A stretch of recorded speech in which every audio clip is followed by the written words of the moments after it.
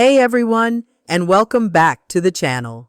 Today, I'm sharing a story that's super personal and powerful. It's about family, ambition, and finding the courage to stand up for yourself. You're going to want to hear this, so let's get right into it. My name is Chloe Miller, and I never thought my own family dinner would become the turning point that changed my entire life. I was 26, freshly unemployed after my company's massive downsizing, and trying my best to hold myself together during our monthly family gathering. "So, Chloe, still job hunting?" my mother asked with that concerned tone that always made me feel like I was 16 again. Before I could answer, my brother Mason, the golden child of our family, chimed in with a smirk. "What do you even do all day?" he asked, cutting into his perfectly cooked steak without looking up.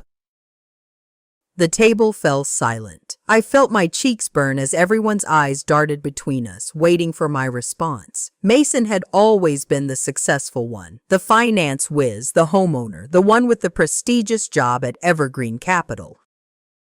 What he didn't know was that I had just completed my third interview with his company the day before. As I sat there fighting back tears and mumbling something about actively pursuing opportunities, I made a silent promise to myself. I was done being the family disappointment. I was done being Mason's punching bag. What he said next only sealed his fate. "Maybe if you actually had marketable skills like me, you wouldn't be sitting around useless," my mother gasped. My father frowned but said nothing, as usual, and my sister-in-law looked down at her plate. That moment crystallized 26 years of being made to feel less than, inadequate, second best. Little did Mason know, I wasn't just any candidate interviewing at Evergreen Capital.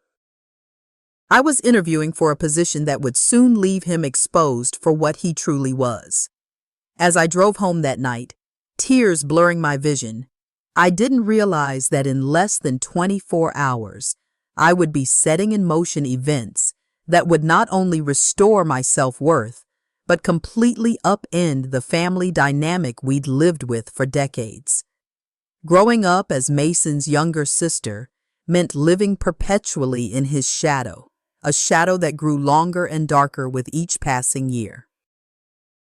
While he was winning math competitions and being scouted by prestigious colleges, I was quietly excelling in my own way. Analytical thinking, problem solving, connecting with people, skills that weren't as flashy on a trophy shelf. Our parents, David and Lisa Miller, never explicitly said they favored him, but their actions spoke volumes.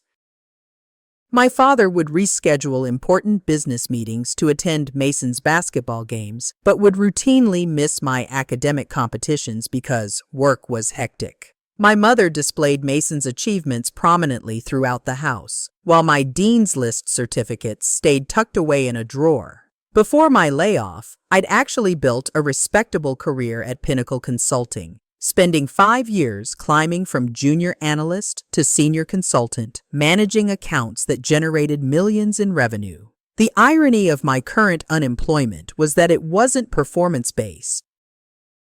I was simply part of the last-in, first-out approach when our biggest client pulled their contract. Nevertheless, being jobless felt like confirming what Mason had always implied, that I wasn't good enough. Our family dynamic revolved around Mason's success, becoming the measuring stick for everyone else. His subtle put-downs had been a constant throughout our lives, from "that's a pretty good grade considering how you struggle with math" when I was 12 to "your apartment is cute, very starter home vibes" when I was 24. My interviewing at Evergreen Capital wasn't planned as revenge. It was genuine coincidence. A former colleague who now worked there had recommended me for an opening in their corporate strategy division, the same division where Mason worked, though in a different team. When I'd gone in for my initial interview 3 weeks ago, I hadn't even connected the dots until the HR manager mentioned restructuring the division where Mason Miller has been heading the client retention team. The revelation had stopped me mid-sentence, creating an awkward pause that I quickly covered with a cough. Should I even pursue this? Working with my brother, who clearly thought so little of me, seemed like a recipe for disaster. But the position aligned perfectly with my skills and career goals, and after years of second-guessing myself, I wasn't about to let Mason's presence deny me this opportunity. Still, as I prepared for my final interview scheduled for the day after our family dinner, I couldn't shake the feeling that I was crossing some invisible line, disturbing a family equilibrium that, however painful for me, had remained stable for decades. The moment I closed my apartment door behind me after that disastrous dinner, I collapsed against it and slid to the floor, tears flowing freely now that no one was watching. Mason's words echoed in my head like a cruel mantra. "What do you even do all day?" The way he had looked at me with that mixture of pity and disdain brought back a flood of memories. There was the high school graduation where he'd said, "Community college is probably more your speed anyway," after I'd announced my acceptance to Arizona State. Then the Christmas when I'd proudly shared news of my first promotion, and he'd responded with, "Entry-level management is where some people peak." Nothing wrong with that. Each dismissive comment had chipped away at my confidence over the years, like water gradually eroding rock until nothing substantial remained. My phone buzzed with a text from Maya, my best friend since college. "How was dinner from hell? Still on for coffee tomorrow?" I called her instead, needing to hear a friendly voice. "He did it again," I said when she answered, not bothering with hello. "Mason?" Maya asked, though she already knew. She'd witnessed the dynamic between my brother and me for years, had been telling me it was toxic long before I was ready to admit it. "He basically called me useless in front of everyone," I explained, recounting the dinner scene while pacing my small living room. "And your family just sat there." Maya's indignation on my behalf was palpable, even through the phone. "You know how they are. Dad cleared his throat, Mom changed the subject, and life went on. Chloe, this isn't normal. You know that, right? Families are supposed to support each other, not tear each other down." Maya had grown up in a close-knit family that celebrated each other's victories and supported each other through failures, a dynamic so different from mine that it seemed almost fictional to me. "I have the final interview tomorrow," I said, changing the subject slightly, "at Evergreen, where Mason works." Maya went quiet for a moment. "Are you sure that's a good idea, working with him every day?" "It's a huge company, different department." "I might never even see him," I reasoned, though I didn't entirely believe it myself. Besides, it's not like I have offers pouring in. After we hung up, I spent hours researching Evergreen Capital, poring over their recent projects, quarterly reports, and press releases. What I discovered surprised me. The corporate strategy division had been underperforming for the past 2 quarters, with client retention, Mason's area, showing particular weakness. Articles mentioned innovative restructuring and fresh approaches to persistent challenges. Corporate speak that usually meant things weren't going well. By the time I closed my laptop at 2 a.m., I'd compiled a presentation addressing specific issues I'd identified, with proposed solutions that played to my strengths in client relationship management and data analytics. It dawned on me as I finally crawled into bed, exhausted but mind still racing, that my skills might actually exceed Mason's in the areas that mattered for this role. The realization was both exhilarating and terrifying. What if I was more qualified than the brother who had spent his life making me feel inferior? What would that mean for everything I had believed about myself for nearly 3 decades? The morning of my final interview, I woke up with Mason's mocking voice still ringing in my ears, adding an extra layer of anxiety to my already frayed nerves. I dressed meticulously in my best navy suit, applied my makeup with careful precision, and rehearsed answers to potential questions during my entire subway ride downtown. Evergreen Capital's headquarters occupied an impressive glass tower in the Chicago Loop, the kind of building that made you feel small just standing in its shadow. As I checked in at reception, I half expected to run into Mason immediately, imagining the horror on his face at seeing me there. Instead, I was escorted to a conference room on the 34th floor by a friendly assistant who offered me water and mentioned that Ms. Davies will be with you shortly. Jessica Davies, I knew from my research, was the executive VP of corporate strategy, Mason's boss, though he reported to her through a chain of management. When she entered the room 5 minutes later, her firm handshake and direct gaze immediately commanded respect. "Chloe Miller," she said, reviewing my resume again. "Your background at Pinnacle is impressive. We don't often see consultants with your client retention metrics."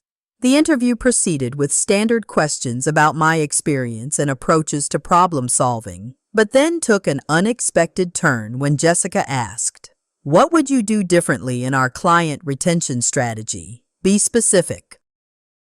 "We value candor here." This was my opening. I pulled out the presentation I'd prepared, explaining my analysis of their current challenges based on public data. "Your Midwest regional clients are churning at twice the rate of other regions," I noted, pointing to a graph I'd created. "Based on industry benchmarks, I believe there's an opportunity to implement a tiered engagement model that could address this." Jessica's eyebrows raised slightly as I walked her through my proposal, which included specific action steps that could be implemented within 90 days. "This is remarkably thorough for an interview preparation," she said.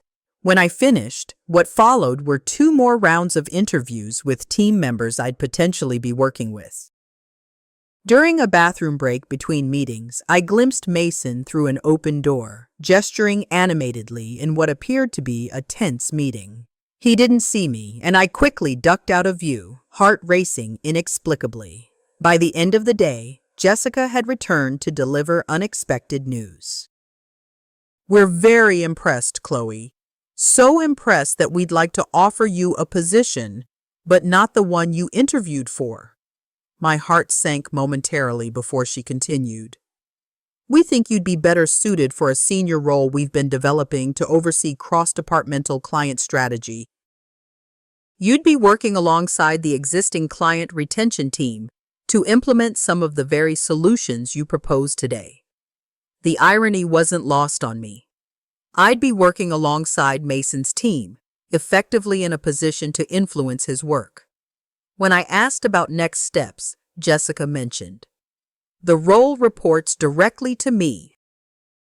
We need someone with a fresh perspective who isn't entrenched in our current approach. Your outside view combined with industry experience makes you ideal." As I left the building with a formal offer letter, promising to follow by email, I felt simultaneously elated and uneasy.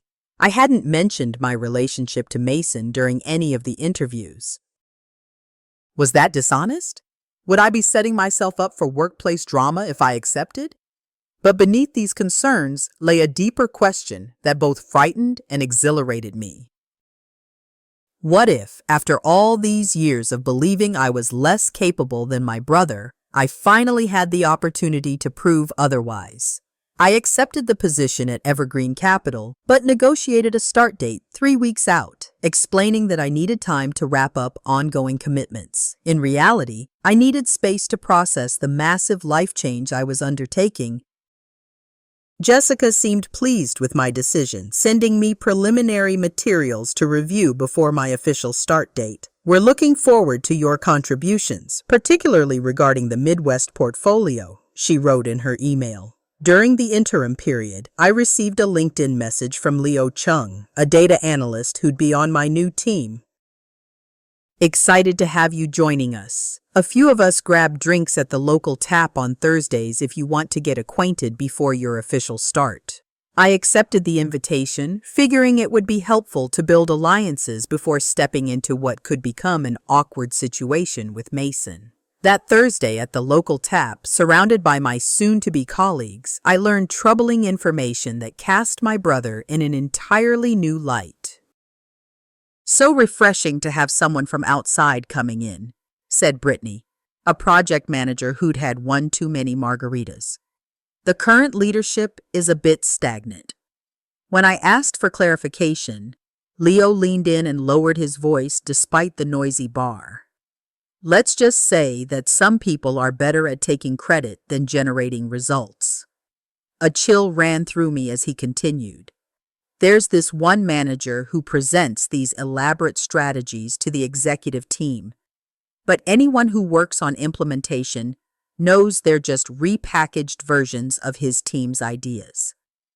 He didn't name names, but when another colleague joined the conversation with, "Speaking of which, did Miller ever acknowledge your contribution to the Silverstone presentation?" my suspicions were confirmed.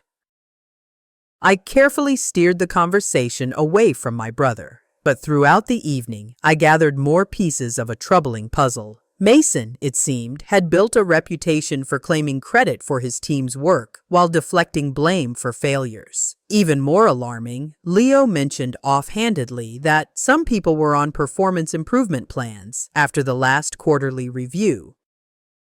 "The client retention numbers aren't looking good," he explained, unaware of how personal this information was for me. "Word is that if they don't turn around next quarter, there could be significant changes." Later that night, I pored over the materials Jessica had sent me, connecting dots between public financial statements and internal projections. The picture that emerged was clear. Mason's department was underperforming severely, and he appeared to be hiding the extent of the problem from senior leadership while blaming his team members.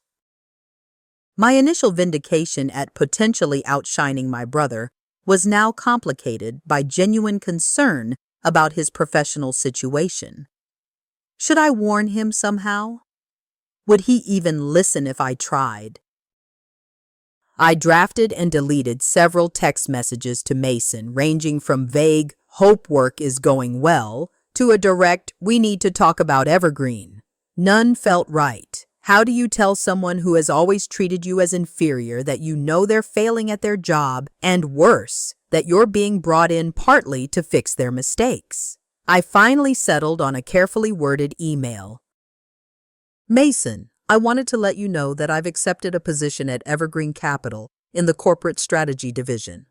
I start in 3 weeks. I thought you should hear it from me first." His response came quickly and was predictably defensive.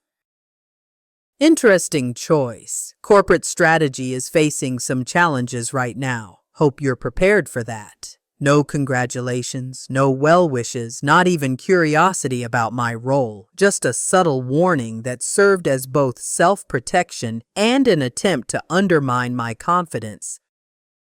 As my start date approached, I found myself caught in a moral dilemma. My professional integrity demanded that I give my best to this new role, which would inevitably expose Mason's shortcomings.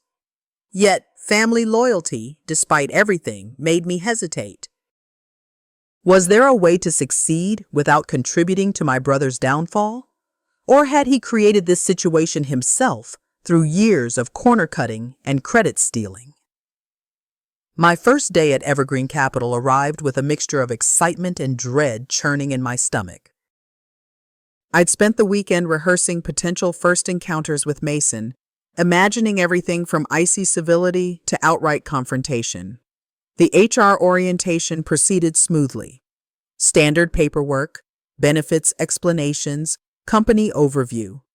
Until the moment the conference room door opened and a group of employees filed in for the "Meet Your Department" segment. Mason entered mid-conversation with a colleague, his expression shifting from casual amusement to shocked disbelief when our eyes met across the room. The color drained from his face so quickly I thought he might faint. I offered a small professional smile and a slight nod, attempting to establish a neutral baseline for our workplace interactions. He remained frozen until his colleague nudged him, asking if he was okay. I was introduced to the room as Chloe Miller, our new senior strategy advisor, reporting directly to Jessica Davies, and watched as the implications of my title registered on Mason's face. His position as client retention manager placed him 2 levels below me in the organizational hierarchy, though we would be working in parallel rather than in a direct reporting relationship. When the orientation concluded, Mason cornered me by the elevator banks, his carefully controlled expression betrayed by the tight set of his jaw. "What exactly do you think you're doing?" he hissed, keeping his voice low as employees passed by. "I'm starting a new job," I replied evenly, pressing the elevator button. "You know exactly what I mean.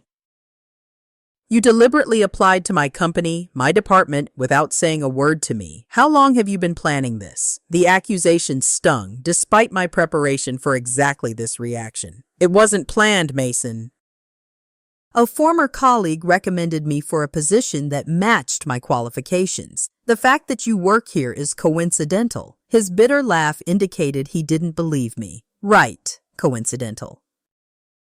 Just like it's coincidental that you're suddenly my boss's right hand after I mentioned our department's challenges." "I'm not your boss," I clarified as the elevator arrived. "We'll be collaborating on strategy implementation. My role is cross-departmental." Mason stepped into the elevator with me, waiting until the doors closed before saying, "Let me be clear. I've spent 6 years building my career here. Whatever game you're playing, whatever point you're trying to prove because of some perceived childhood slight, it won't work. This isn't family dinner, Chloe. This is my livelihood." The elevator opened at my floor and I stepped out, turning to face him. "I'm here to do a job I'm qualified for, Mason. Nothing more, nothing less.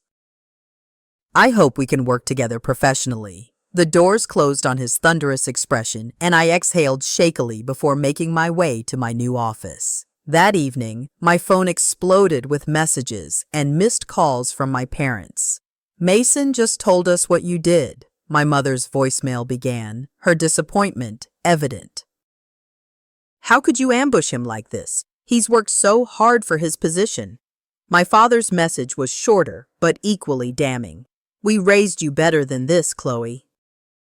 Family comes first." I didn't return their calls, knowing any explanation would fall on deaf ears. They had already accepted Mason's version of events as truth, as they always had. The pattern was painfully familiar. Mason's narrative becoming family gospel without anyone bothering to hear my side.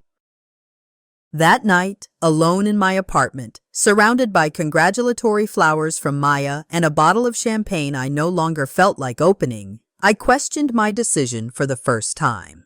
Had I unknowingly sought this position as some subconscious revenge? Was I willing to sacrifice what remained of my family relationships for professional advancement?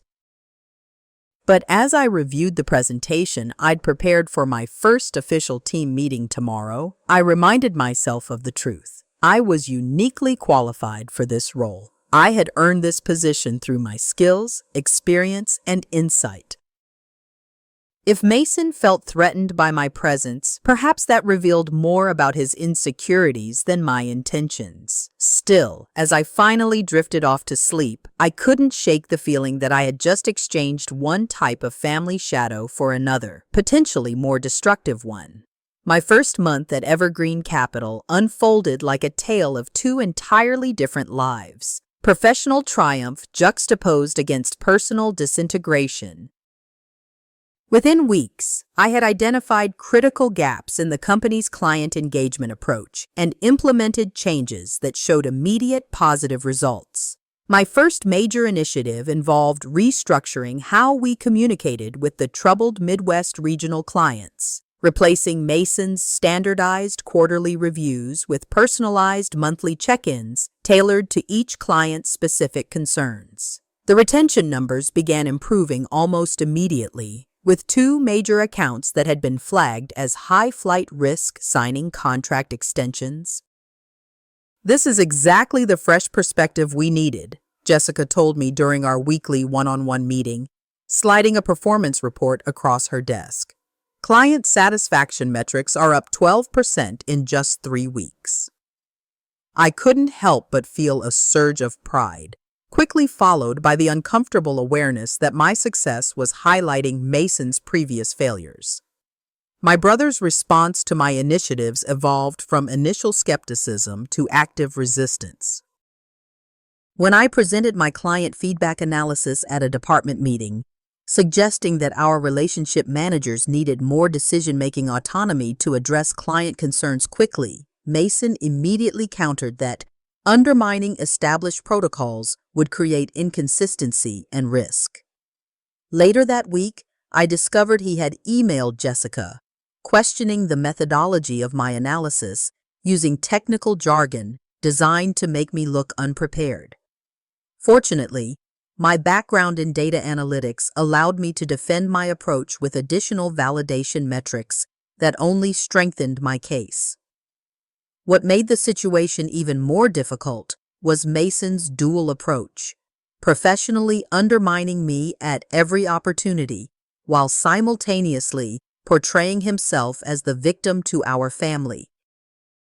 Sunday family dinners, once merely uncomfortable, had transformed into excruciating experiences. My father would barely speak to me directly, instead making pointed comments about loyalty and respecting boundaries. My mother alternated between cold silence and tearful appeals for me to fix this situation before it tears the family apart, as if Mason's hostility was somehow my responsibility to resolve. "Your brother is struggling," she confided during one particularly tense dinner, pulling me aside in the kitchen.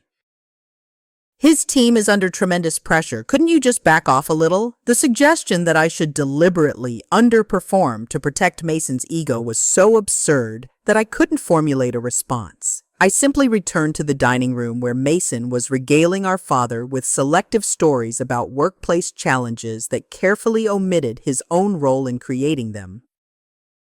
The personal toll of this situation grew heavier each day. I began dreading family gatherings so intensely that physical symptoms, insomnia, tension headaches, appetite loss, accompanied each upcoming dinner. Maya became increasingly concerned, pointing out that I was allowing Mason's narrative to overshadow my professional accomplishments.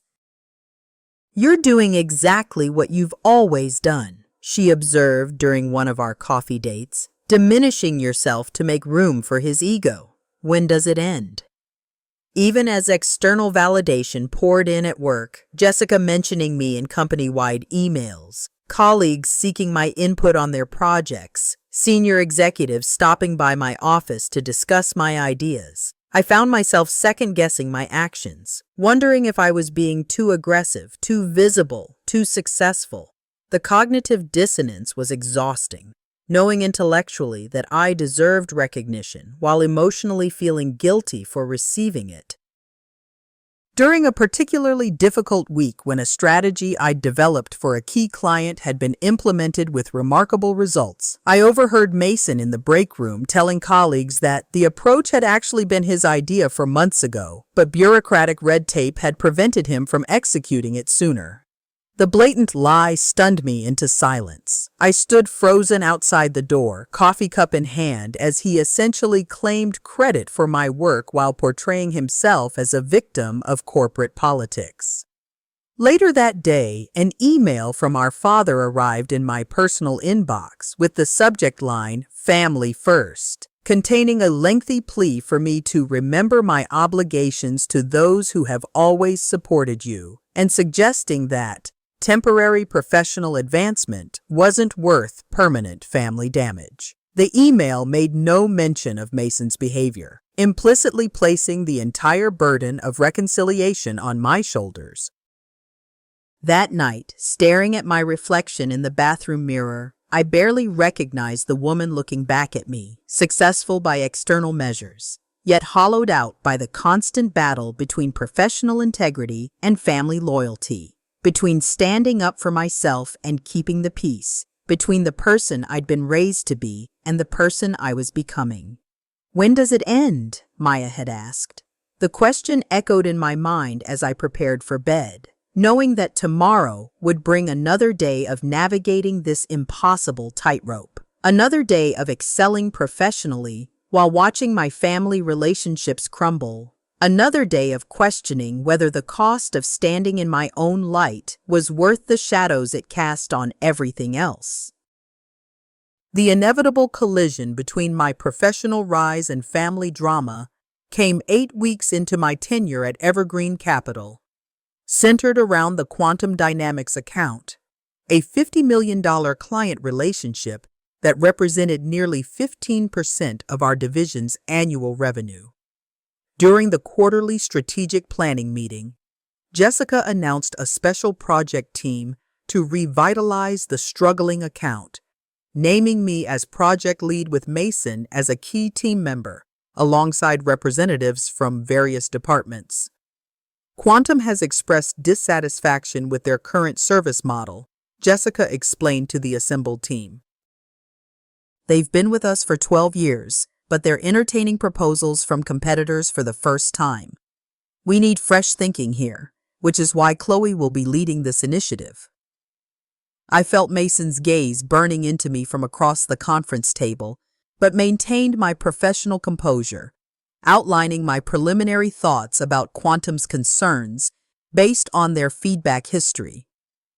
I believe we've been applying a standardized approach to a client that requires customization, I suggested, careful not to directly criticize the existing strategy Mason had implemented. Their West Coast market expansion creates unique challenges that our current model doesn't adequately address. The planning phase of the project proceeded with surface-level cooperation from Mason, though I noticed he often skipped optional planning sessions and submitted his contributions at the last possible moment. Still, I was determined to make this project succeed, not just for my own career, but because a client of Quantum's size leaving would impact dozens of employees across the company. 3 weeks into the project, as we prepared for the crucial presentation to Quantum's executive team, disaster struck. While reviewing the final financial projections the night before our presentation, I discovered critical errors in the growth forecast. Errors that, if presented, would have completely undermined our credibility with the client. The revenue figures didn't match our supporting analysis, investment return calculations used incorrect base rates, and several key risk factors were mysteriously omitted from the summary slides. These weren't minor oversights. They were fundamental flaws that would be immediately apparent to any financial professional. I spent the entire night rebuilding the projections from scratch, cross-referencing every figure against source data, and reconstructing the presentation with accurate information. By 5 a.m., bleary-eyed but confident in the corrected version, I distributed the updated deck to the team with a carefully worded email, noting that I found some discrepancies in the original projections and have updated them accordingly. Please review and use this version for today's meeting. When I arrived at the office 2 hours later, Mason was waiting by my door, face flushed with anger. "You had no right to change my financial models," he hissed, following me into my office. "Those projections were based on methodologies approved by the finance department." I closed the door to avoid creating a scene. "Mason, the numbers were wrong. The growth rate calculations didn't match the market analysis, and the risk assessment was incomplete. I had to fix them before the presentation." "You're undermining me deliberately," he accused, voice rising despite the closed door. "First, you take a position above me. Now you're making me look incompetent to the entire project team." I tried to remain calm. "This isn't about you. It's about presenting accurate information to a $50 million client who's considering leaving us." "Would you rather I had let those errors go to the client?" His response chilled me. Those weren't errors, they were strategic projections designed to retain the client. The implication was clear. He had deliberately manipulated the numbers to make our proposal more attractive, regardless of whether we could actually deliver the promised results. We can't lie to clients about financial projections, I said quietly. That's not strategy. It's fraud. Mason's expression hardened. You have no idea how business works at this level. Sometimes you have to be aggressive with projections to keep major accounts. Once they're committed, you adjust expectations gradually. Before I could respond, Jessica appeared at my door for our pre-meeting preparation. The remainder of the morning proceeded with tense professionalism as we presented to the quantum team. My corrected projections showed more modest gains than Mason's original version, but included detailed implementation plans that supported each figure. The presentation was well received, with Quantum's CFO specifically commenting on the refreshing transparency of their approach compared to competing proposals. Back at Evergreen's offices, the project team gathered for a debrief session that quickly descended into chaos when Mason suddenly stood up and pointed at me.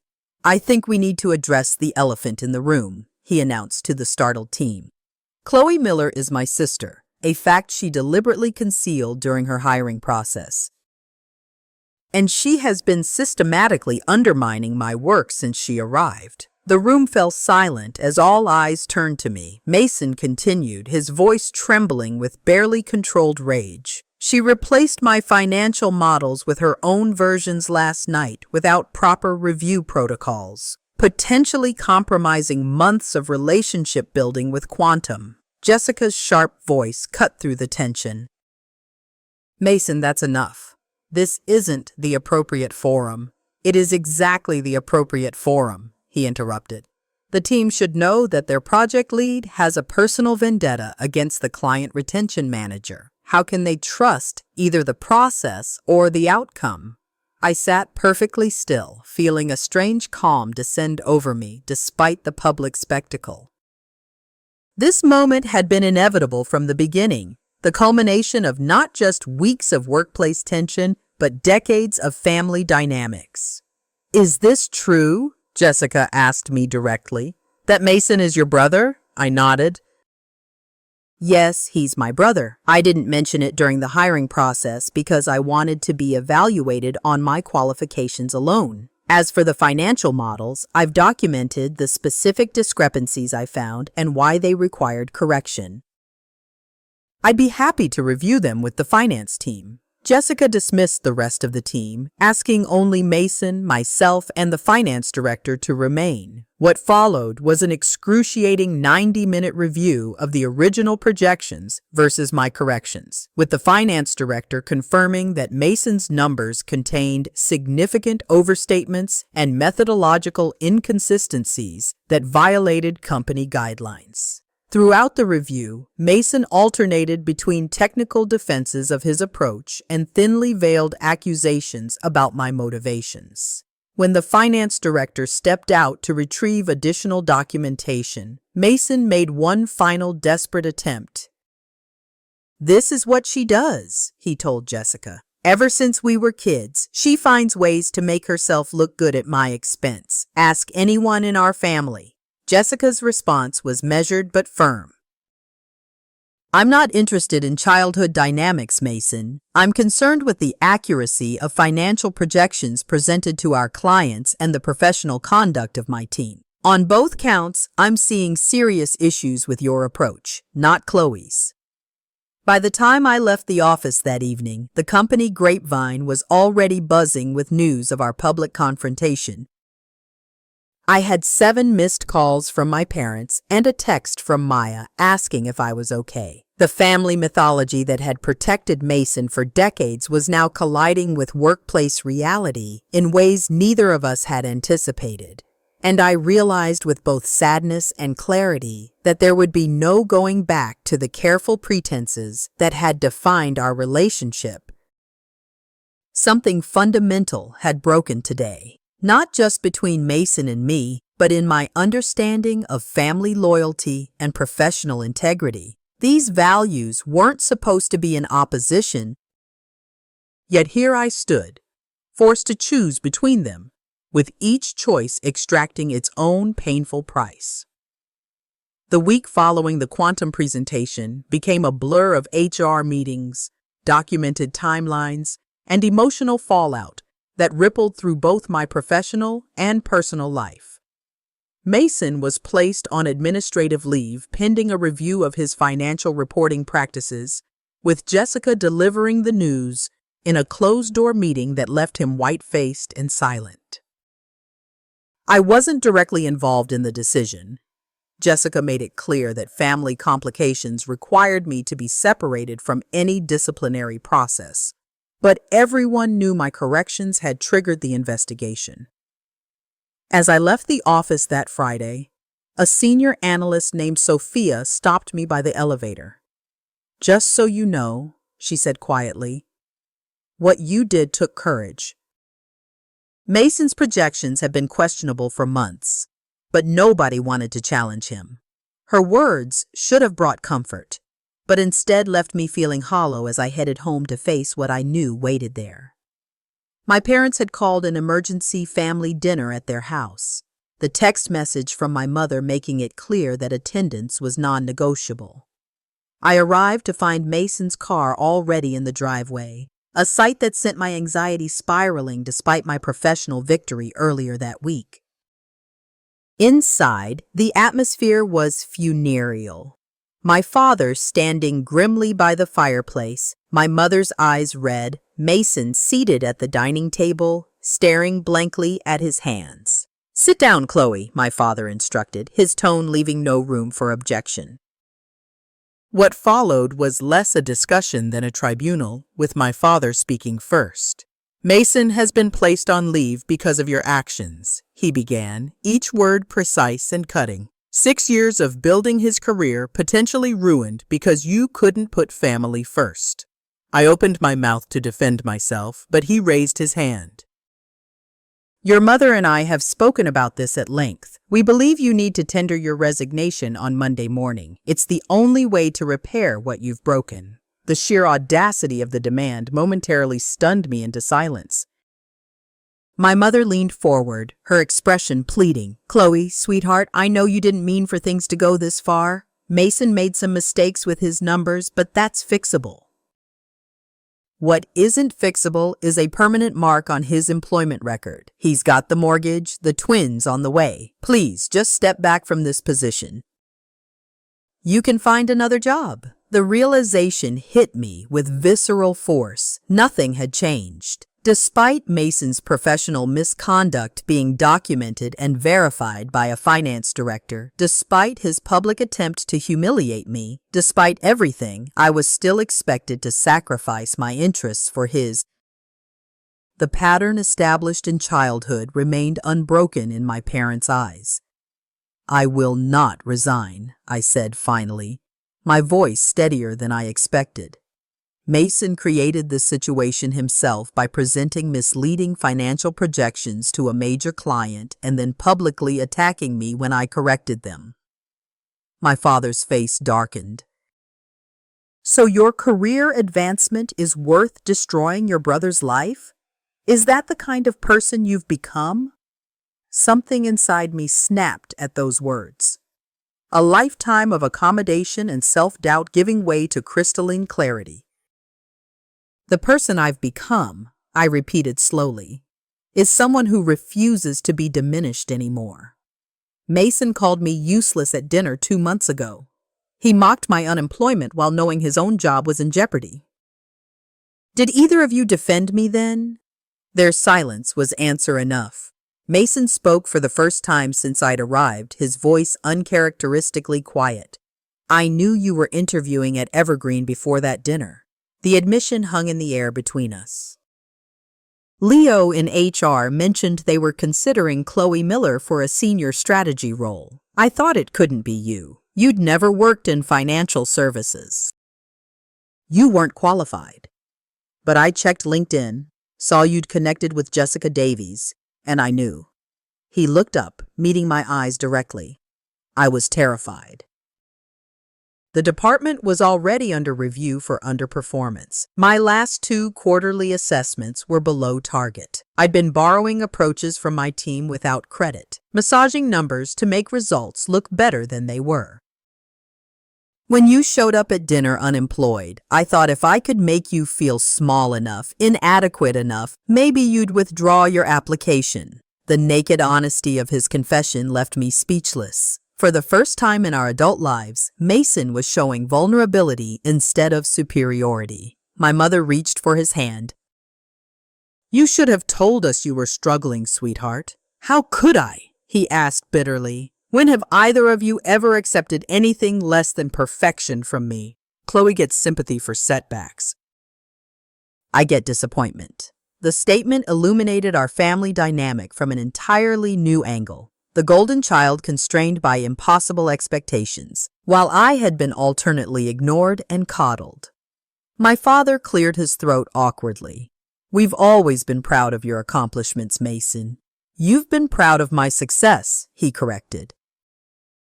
There's a difference. For nearly an hour, our family engaged in the most honest conversation of our lives. Painful truths emerged. My father admitted he'd pushed Mason harder because he saw himself in his son. My mother confessed to protecting me more because she thought I was more sensitive than my brother. Mason acknowledged that his need to maintain the appearance of success had led him to increasingly questionable professional decisions. "I've been on a final warning since March," he revealed. The corrections Chloe made to those projections, she didn't just expose me, she potentially saved me from something much worse. If we'd presented those numbers and Quantum had discovered the discrepancies later, it could have been a regulatory issue, not just an internal one. By the time our family dinner concluded, no clear resolution had emerged. My parents no longer demanded my resignation, but remained concerned about Mason's professional future. Mason himself seemed simultaneously relieved at having his secrets exposed and terrified of the consequences still to come. As I drove home in the gentle spring rain, I realized that while our family relationships had been irreversibly altered, perhaps this painful honesty offered the first step towards something healthier than what we had before. 3 days later, the official decision came down. Mason was removed from his management position, but offered a lateral move to a non-client-facing analytical role where his technical skills could be utilized without client risk. It wasn't termination, but it represented a significant career setback. When I ran into him in the cafeteria that afternoon, his first day back after the suspension, he looked both humbled and strangely unburdened. "I don't know whether to thank you or hate you," he said, setting his tray down across from mine in a gesture that suggested he wanted to talk. "Maybe both are valid," I offered carefully. He nodded, pushing his food around his plate. "I keep thinking about what Dad said about you destroying my life. The thing is, I was already doing that pretty effectively on my own. It wasn't an apology. Not exactly, but it was an acknowledgement." In the complex calculus of sibling relationships, it felt like the beginning of something neither of us had the words to define yet. 6 months after the Quantum presentation that had upended both my career and my family dynamics, I sat in my expanded office at Evergreen Capital, reviewing the quarterly performance reports with a sense of quiet satisfaction. The department's SAS metrics had improved dramatically, client retention up 18%, satisfaction scores at a 5-year high, and 3 major accounts that had been considering leaving now expanded their services with us. My promotion to Divisional Strategy Director last month had come with its own challenges. Newer team members who hadn't witnessed the earlier drama sometimes commented on the family connection between Mason and me, but these whispers had largely faded as our professional relationship established its own reputation. Mason had adapted to his new role with surprising resilience, applying his analytical skills to market trend forecasting where his attention to detail proved valuable. We maintained a careful professional distance at work, limiting our interactions to necessary collaborations and department-wide meetings. Outside the office, however, something unexpected had begun to emerge from the ashes of our competitive history. It started with a text message 2 months after his demotion. Mom's birthday Saturday. I'll be at the corner bistro at 2 p.m. tomorrow if you want to coordinate on a gift. No pressure. The coffee shop meeting had been awkward but surprisingly cordial, focusing on practical matters rather than emotional wounds. Similar meetups followed for other family occasions, each one incrementally less tense than the last. Meanwhile, Mason's personal life underwent significant changes. His wife Rebecca gave birth to twins in July. The sleepless nights and overwhelming responsibilities of new parenthood seemingly shifting his perspective on what truly mattered. I visited them in the hospital bearing gifts and genuine congratulations and was struck by the vulnerability in my brother's expression as he cradled his newborn daughter. I don't want them to grow up the way we did, he confessed quietly while Rebecca napped, competing for approval, measuring their worth against each other. It was perhaps the most honest thing he'd ever said to me. My relationship with our parents evolved more slowly, with occasional backsliding into old patterns.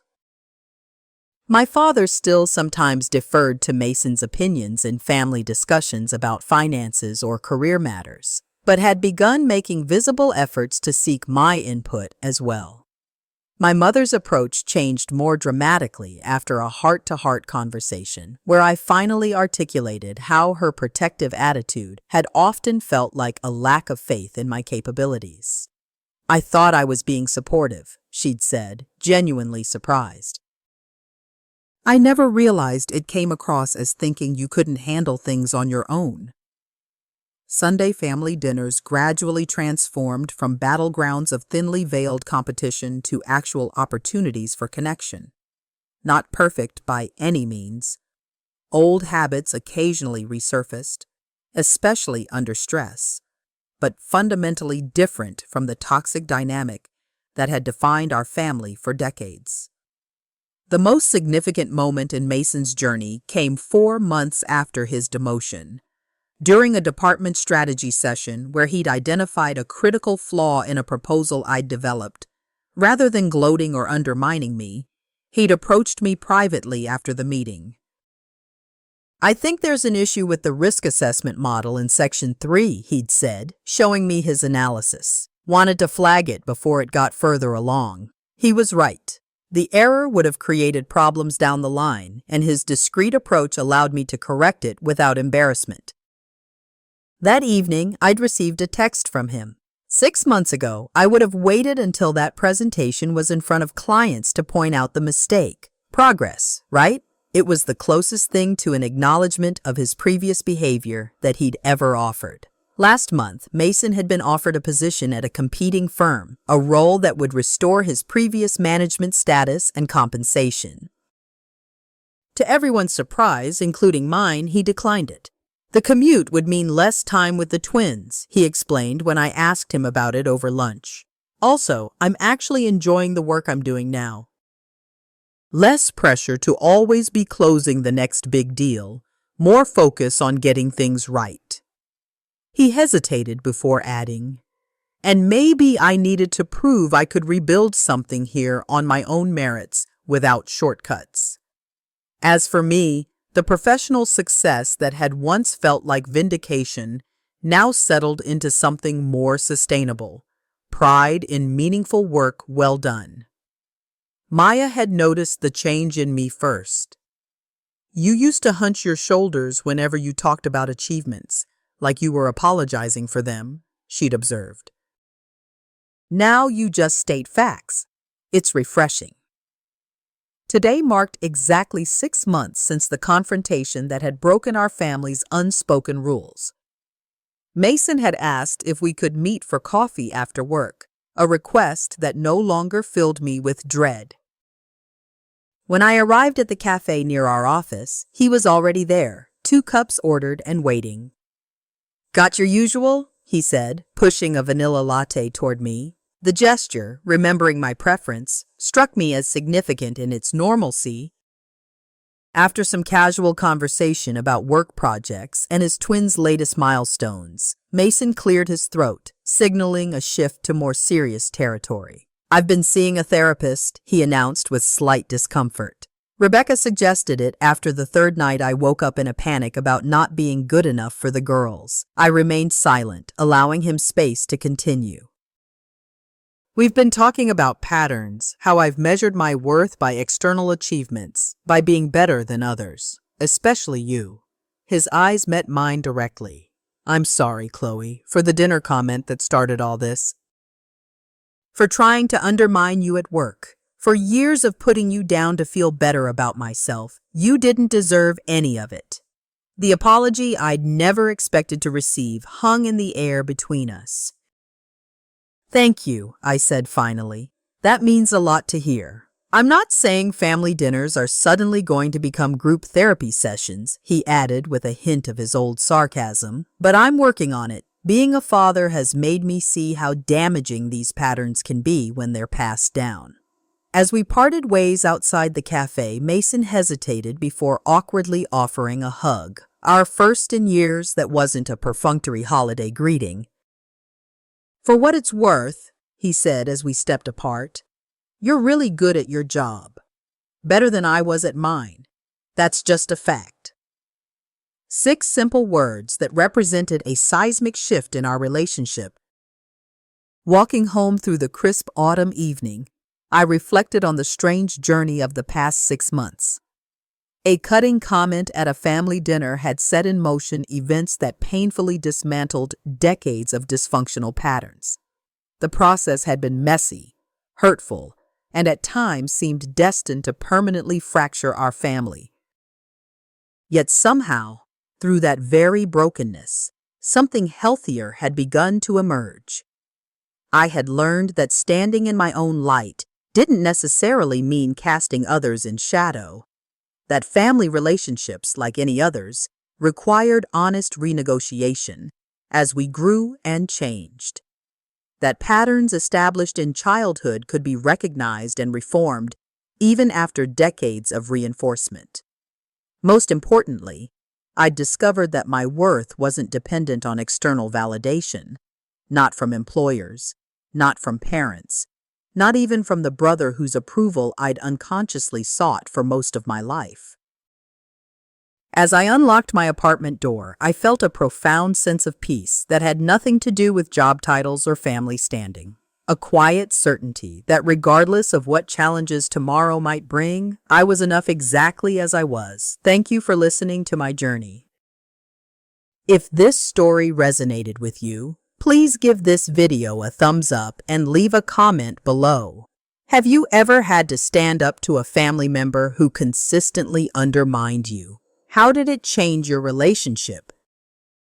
I'd love to hear your experiences. Also, be sure to subscribe and ring that notification bell so you don't miss future stories. And please, share this with someone who might need to hear that it's never too late to break unhealthy family patterns and stand in your own light. See you in the next one.